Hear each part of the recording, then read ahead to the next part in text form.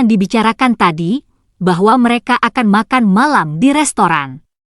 Disinilah mereka semua di ruangan VIP, yang terlihat pada pegawai restoran tersebut keluar masuk mengantarkan makanan untuk mereka semua.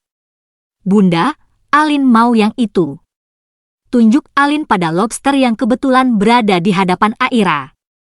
Lobster dan udang adalah makanan kesukaan Alin. Ini sayang. Aira mengambil lobster tersebut dan memberikannya pada Alin. Makasih Bunda. Sama-sama sayang. Sebelum makan alangkah baiknya kita berdoa terlebih dahulu. Ucap Gara, ia pun mulai memimpin doa makan. Bismillahirrahmanirrahim. Alin langsung melahap lobster tersebut dengan saus tomat dan mayonaise, saus yang pedas dijauhkan dari jangkauannya oleh para abang posesifnya. Takut membuat perut adik kecilnya sakit. Pelan-pelan sayang. Ucap Argan membersihkan noda saus di pipi sang adik, karena lobster yang besar jadi sausnya kemana-mana karena tidak muat di mulut kecil Alin. Alin menampilkan senyum polos dan cengirannya lalu kembali menyuapi dirinya. Makan nasi juga sayang.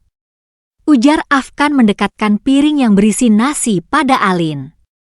Nanti aja abang, Alin mau habisin ini dulu. Jawab Alin setelah menelan kunyahannya. Ya udah gak apa-apa yang penting nasinya dimakan ya sayang. Ujar Rangga lalu mengelus puncak kepala Alin dengan gemas. Para orang tua tersenyum melihat itu. Alia mengambilkan makanan untuk suaminya dan tak lupa juga untuk putra-putranya. Begitupun dengan Aira yang mengambilkan makanan untuk Raka dan kedua putranya. Mereka semua makan dengan tenang hingga semua makanan habis. Alhamdulillah, kenyang banget. Kata Alin mengelus perutnya yang sedikit menggembung karena kekenyangan. Sayang lain kali gak baik terlalu kekenyangan, nanti perutnya bisa sakit loh. Kata Alia menegur putrinya. Ia tidak menegurnya saat makan tadi, ia menunggu saat sang anak selesai makan saja. Maaf Mama, soalnya semua makanannya enak semua. Kata Alin. Gak apa-apa, lain kali diingat ya sayang. Alin lantas menganggukkan kepalanya menanggapinya. Baiklah, sekarang kita pulang? Tanya Aira. Pulang aja istirahat, besok kan anak-anak juga sekolah. Jawab Raka disetujui oleh yang lain. Alin setuju kan? Tanya Raka pada sang keponakannya. Iya ayah, Alin juga gak mau besok terlambat nanti Alin dihukum berdiri di lapangan seperti Isa ayah. Jawab Alin. Gak ada yang berani menghukum adik kecilku ini, kalau berani kakak yang akan menghukumnya balik.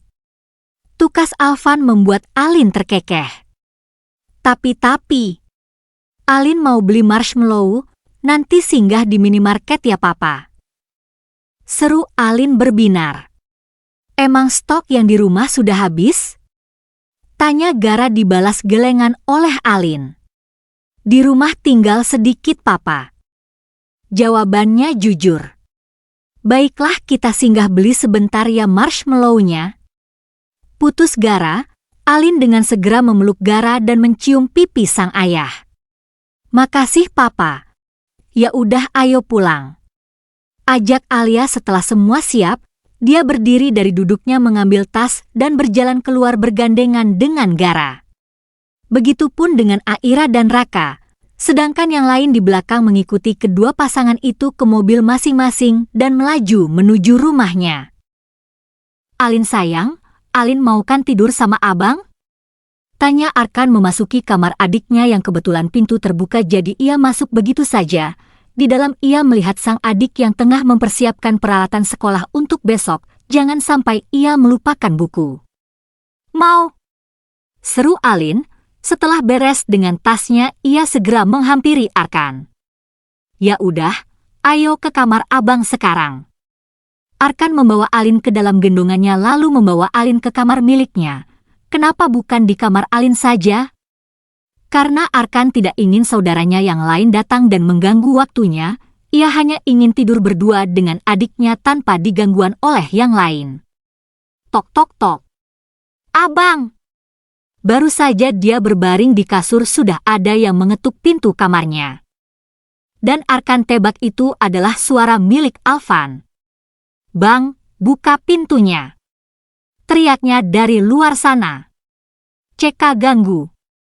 Decak Arkan dalam hatinya, mana mungkin ia langsung bicara kasar ketika ada sang adik tercinta.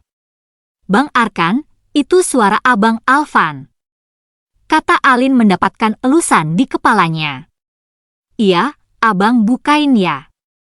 Alin menganggukkan kepalanya lucu membuat Arkan gemas hingga mengecup pipi kiri sang adik. Abang! Iya sabar. Dengan malas Arkan turun dari kasur berjalan menuju pintu lalu membukakan pintu untuk Alvan. Klek. Tanpa berkata-kata Alvan langsung menerobos masuk dan berbaring di ranjang Arkan. Arkan sendiri berdecak pinggang, lalu menutup pintu kamarnya sebelum masuk menyusul. Arkan naik di sisi kiri kasur ikut berbaring dengan posisi Alin di tengah-tengah keduanya. Tidur ya prinses, besok kan sekolah. Bisik Alvan seraya memeluk sang adik tercinta. Arkan yang tidak ingin kalah pun ikut memeluk sang adik. Besok kakak antar ke sekolah. Kata Arkan ikut berbisik. Alin hanya menganggukkan kepala menanggapinya, ia matanya sudah mulai memberat hingga ia masuk ke alam mimpinya. Kap. Mimpi indah sayang. Kap. Mimpi indah sayang. Kali ini Alvan yang tidak ingin kalah ikut mengecup kening Alin.